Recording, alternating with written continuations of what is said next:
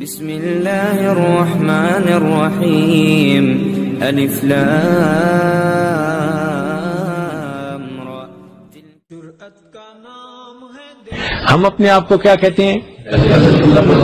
اہل سنت اچھا، اب یہاں پر ایک بات ذہن میں رکھ لینا کہ اہل سنت والجماعت تو سارے چاروں ائمہ کی اقتداء کرنے والے جو لوگ ہیں نا، چاہے وہ حنفی ہوں، چاہے مالکی ہوں، چاہے شافعی ہوں، چاہے حنبلی ہوں، یہ چاروں ائمہ کی اقتداء کرنے والے لوگ کون ہیں؟ صرف ہم ہی نہیں ہیں، چاروں ائمہ کی اقتداء کرنے والے لوگ کون ہیں؟ اہل سنت والجماعت. لیکن ہم آج کل اپنے آپ کو کیا کہتے ہیں؟ بولو. دیوبندی.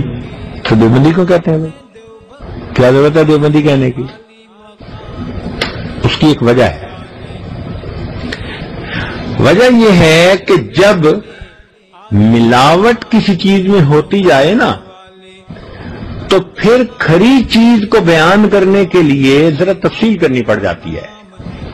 مثال کے طور پر پہلے زمانے میں جب گھر میں گھی ختم ہو جاتا تھا تو خاوند کاروبار پہ جانے لگتا تو بیوی پھر ایک لفظ کہتی تھی، جی گھی ختم ہو گیا ہے لیتے آنا.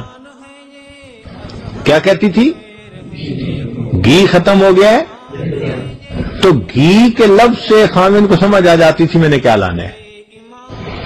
اللہ کی شان دیکھو، بناوٹی گھی آ گئے، ڈالڈا گھی آ گیا، فلاں گھی آ گیا.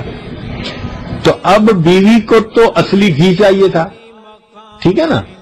لہذا اب جب خاوند جانے لگا تو بیوی نے کہا جی دیسی گھی لے آنا. تو دیسی کا لفظ اس کی کیوں لگانا پڑ گیا؟ نکھار کرنے کے لیے. پہلے تو گھی کہتی تھی، اب کیا کہنے لگی؟ تو بھئی دیسی کا لفظ کیوں لگایا؟ تاکہ کھوٹے اور کھرے کے درمیان، اصل اور نقل کے درمیان امتیاز ہو سکے. اب اس کو یہ لفظ لگانا پڑ گیا، یہ مجبوری تھی اس کی. تو اس نے خاوند کو کیا کہا؟ جی کیا لے آنا؟ دیسی گھی لے آنا.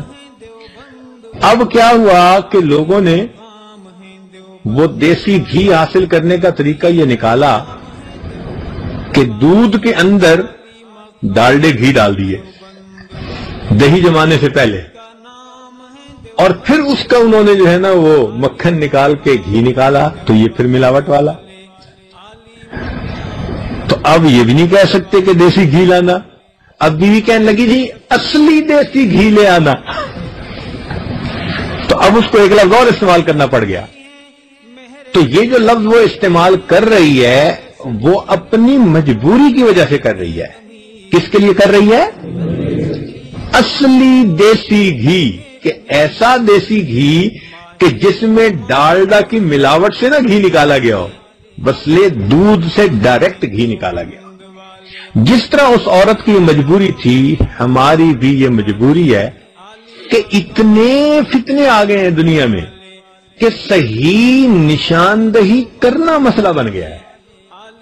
لہذا اب کوئی ہم سے جب پوچھتا ہے کہ تم کون ہو، اور ہم آگے سے صرف ایک لفظ بتا دیں جی دیوبندی، تو اس دیوبندی کے ایک لفظ سے ہر چیز اس کے اوپر واضح ہو جاتی ہے. ہمیں مزید تفصیل نہیں کہنی پڑ جاتی. ورنہ اہل سنت والجماعت اگر ہم کہیں گے تو بھئی اہل سنت والجماعت تو بریلوی بھی کہتے ہیں اپنے آپ کو. تو پھر آگے بتانا پڑے گا نا کہ ہم کون ہیں. بات سمجھ گئے نا؟ تو اس لیے یہ مجبوری ہے کہ ہمیں اپنی شناخت کے لیے ایک لفظ استعمال کرنا پڑتا ہے. اصل لفظ تو ہے اہل سنت لیکن اگر اہل سنت والجماعت کے آگے اندر بتانا پڑے تو ہم کیا بتاتے ہیں؟ تو ایک لفظ سے سارا مسئلہ حل ہو جاتا ہے، لوگوں کو پتہ چل جاتا ہے. دوستو ہمارا چینل اشاعت الاسلام کے رانا سبسکرائب کریں اور بیل آئیکن دبائیں تاکہ نئی ویڈیوز آپ کو ملتی رہیں، اور ساتھ ہی ہماری ویڈیوز کو لائک اور شیئر کرنا نہ بھولیں.